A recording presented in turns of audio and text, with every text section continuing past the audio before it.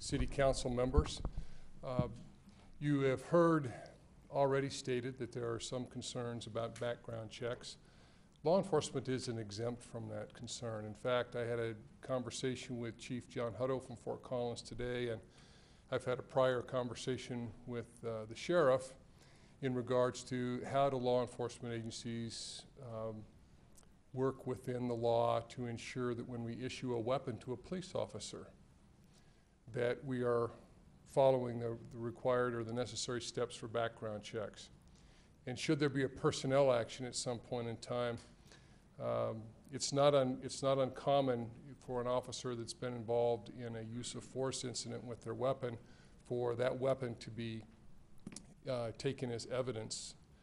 And it begs then the question under the state law, are we required to conduct a background investigation again on that officer before we rearm them?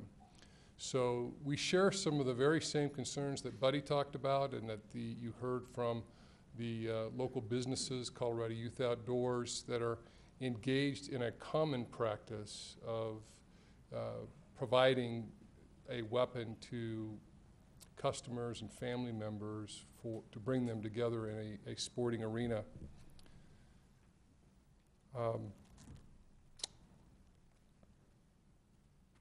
In addition to the background checks, I think that we are very concerned about the magazine limits.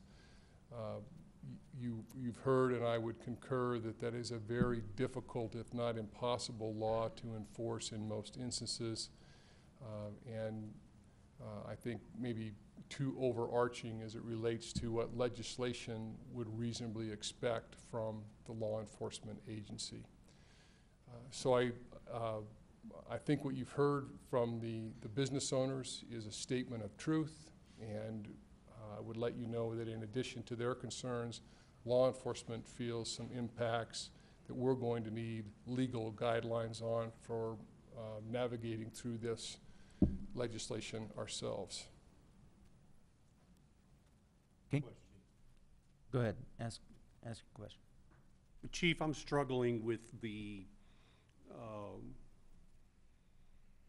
form that actions by the City of Loveland and where the compelling interest of the city government and the citizens of Loveland lie in regards to these two bills. I'm rather dismayed to get messages from Colorado Municipal League that in their analysis there was no vested interest for municipalities in either of the bills that have produced now all of these concerns. Do you have similar experiences of what we have heard from law enforcement professional organizations that were on the floor at the Capitol during the last legislative session, that these bills were either adequately or inadequately presented to law enforcement associations? Very much a concern by the Colorado Association of Chiefs of Police as it relates to the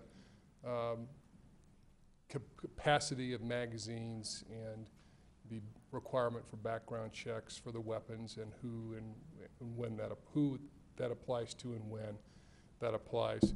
Clearly you saw that the state's sheriff's organization was very vocal and visible at the Capitol at the time, expressing their concerns and have followed up with legal action. Thank you. Go ahead. Chief, did the organization and your own analysis and departmental analysis with those two issues, the magazine capacity and the background checks, have you really found that you still cannot identify where you fit in that and what your role and responsibility is to uphold the laws as they stand today? I think that's an accurate statement. As it relates to the capacity of magazines, I'm not sure that there's a law enforcement agency that is capable of crafting a policy or procedure that would adequately enforce that law. So enforce it on the public, but not for your own magazine capacity within the We may very well be held to that same level of accountability, which would be far easier to police and monitor inside the organization than it would be in the community.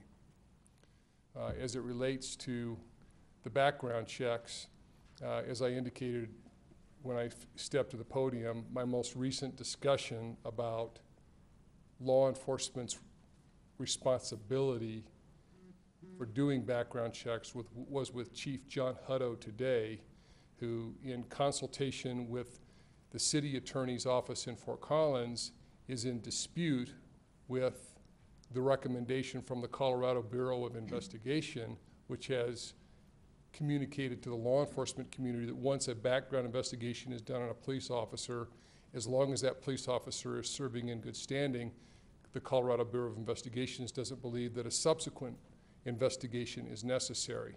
So that's one legal interpretation that comes from the director of the Colorado Bureau of Investigation, but that conflicts with the reading of the law from the Fort Collins City's Attorney's Office. And so just as recent as this afternoon, we were coordinating to get the city attorneys together from the agencies in Larimer County so that we can work on a consistent countywide law. So it is very unsettled at this point in time. And with regard to the background check, I think you were maybe implying that there was confusion for you in the department should a weapon be taken out of the possession of an officer during an investigation, that there would have to be another background check, or that these before we could reissue a weapon. Before you could reissue it. The question is, would we have to conduct a new background check because some period of time had lapsed between the time that they were checked when they were initially issued the weapon and the event that caused the weapon to be removed for evidence or for whatever purpose. Okay. And I mean, how often does that kind of activity happen within the force, that we're removing weapons? It's not every day, but it does happen every year. Numbers? It can happen on a personnel matter, or it can happen as a result of a use of force incident. And we're talking 5, 10 incidences, below 5? It's possible for 5 incidences a year in an agency the size of the Loveland Police Department. Okay, thank you. Other questions? I have a question for you, Chief. Have you gotten any kind of reading from your professional organization on these particular issues that you've gone to the Attorney General's office for to get any kind of reading on any of these? The issues you just spoke to? Not on this issue. Interesting that you speak of that, because our next topic on the agenda is marijuana and the recreational marijuana. And in fact, we have reached out for clarification to the governor's office after receiving conflicting information from the Attorney General's office. And our local inquiry fell on deaf ears at the governor's office. It's very much a concern of the larger body of the Chiefs Association, but my sense at this point in time is that legal interpretation is occurring on the laws that have gone into effect, and that there will be some horsepower generated for some modifications to these laws during the next legislative session. Thank you. Other questions of the Chief? Just a quick question. I'm also going to ask the sheriff or anybody else who might appear here. What do you sense around the state? Is Loveland the only voice out in the wilderness that is screaming at the governor to put a stay to this? Are we alone in this, or is there some sort of a groundswell out there? Do you know? I am not. I would credit Loveland residents with their tenacity to be proactive in this very important issue and to hold sacred the Second Amendment right. And I applaud them for that effort, but I am not necessarily aware that it is a groundswell in other agencies. I believe or other communities, although I know it's a concern. It's a real positive tribute to the business owners and responsible people in this community that they have stood with you to say, please, help our voices to be heard. Bill, I think you have some information on that? Yeah, I'm not aware of any other city. I can't speak to counties or other units of local government But as far as I'm aware, we are the only city that has communicated to the governor in this way. Okay. Yeah, go ahead, John. This is really a question for John, but since the chief brought it up, I thought maybe he might want to be here. I'm curious if you've had conversations with the city attorney in Fort Collins or your reading on an interpretation. I have not talked to the Fort Collins City Attorney's Office about this. There may be discussions going on between some of the assistant city attorneys about this, the two that are representing, the one in my office that represents the police department and the one that represents the police department of Fort Collins. I imagine maybe they're talking, but you know, in reading on House Bill 1229, I think Chief Hecker's concerns about the differences in interpretation between CBI and the Fort Collins City Attorney's Office, there really doesn't seem, I mean, if you a strict reading of this bill, I would agree with the chief. You have to be concerned about giving that gun back in the circumstance that he described without doing a background check again on that police officer. I don't see anything in here that says once you pass a background check that you can always give it back, particularly after it's been more than 72 hours. I think if you're still within that 72-hour window, you're probably okay. But once you get beyond that 72-hour window, probably the better, safer thing to do is to do the background check before you give that gun back to the officer. So it may be, you know, a bit of a, you know, it might be just a little bit of extra work to do, and it's probably not going to be that costly, $10, so it's probably worth just doing it that way. Remember that when a police officer is involved in a critical use of force incident with their weapon, that the subsequent investigation, that is the primary investigation before an administrative internal review, is a criminal investigation. So the officer and their family is subject to that level of scrutiny.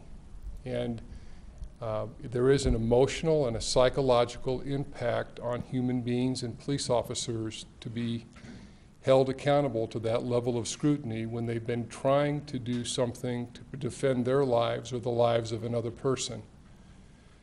I bring that to your attention because I fear that there would be an additional layer of psychological potential damage to a police officer who was asked, after being cleared or being ruled to have used a justified level of force, to be told that before we can reissue you your weapon, we need to conduct an additional background check on you after they've been through the scrutiny of a criminal investigation and an internal investigation. And I would assume that there was a time factor in that. What's the turnaround time on a background check?